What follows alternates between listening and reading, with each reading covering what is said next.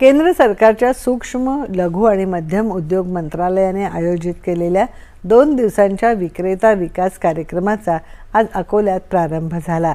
महाराष्ट्र राज्य बियाणं महामंडळाचे व्यवस्थापकीय संचालक दिलीप स्वामी यांच्या हस्ते या कार्यक्रमाचं उद्घाटन झालं।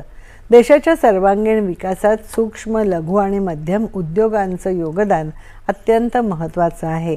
हे उद्योग देशाच्या अर्थव्यवस्थेचा कणा आहेत, असं दिलीप स्वामी यांनी यावेळी सांगितलं। केंद्र आणि राज्य सरकारच्या योजनांचा लाभ शेवटच्या घटकापर्यंत पोहोचवणं गरजेचं असल्याचंही त्यांनी स्पष्ट केलं।